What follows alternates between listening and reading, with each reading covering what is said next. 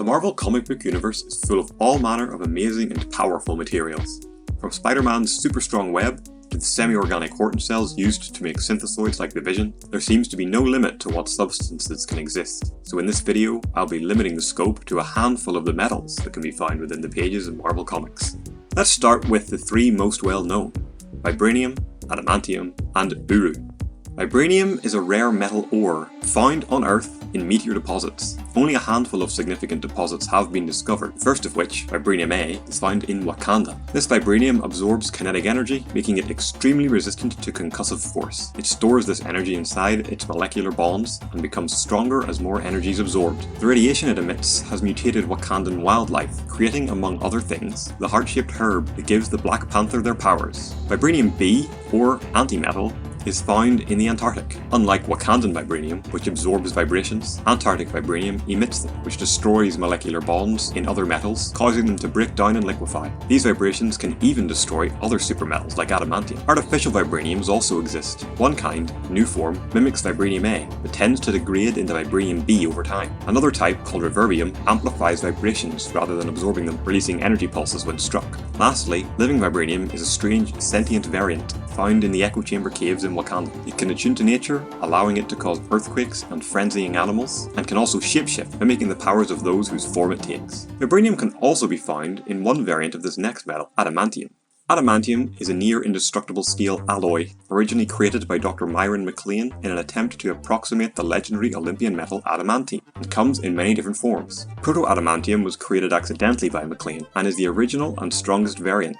A mix of steel, vibranium, and a secret catalyst, the process has never been successfully recreated, and Captain America's shield was made from the only batch. The next variant, True Adamantium, was McLean's closest attempted recreation. It doesn't contain vibranium, but is almost as strong as Proto-Adamantium, being virtually immune to all damage, only being defeated by those with godlike powers or Omega-level magnetic manipulation. Another type is Adamantium Beta.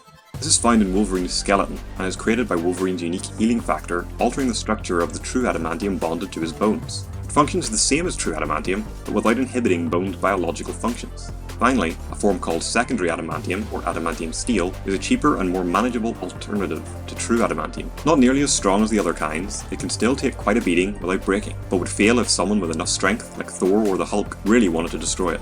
Speaking of Thor, let's cover Uru. Uru is found only on Nidavellir, one of the 10 realms and home to the dwarves. It's fairly durable and requires extreme heat to forge, for example the heart of a star, but its main advantage is the high enchantability. Uru readily absorbs magical energy, and when enchanted can enhance its user's abilities, and if the user has access to magic themselves, they can in turn lend their power to enhance the Uru, increasing its strength. Some of the most powerful weapons in the Marvel Comics have been made with Uru, along with Thor's hammer Mjolnir and Beta Ray Bill's Stormbreaker. Odin's spear Gungnir, which is said to be as powerful as Mjolnir, is made from the mystical metal, as well as the near-indestructible Destroyer. Tony Stark has even gained access to Uru, and has made a number of weapons and armors from the stuff, including an Uru-infused Iron Man suit. That's the big three, but I feel like I should also cover just a couple of other metals that appear every now and then.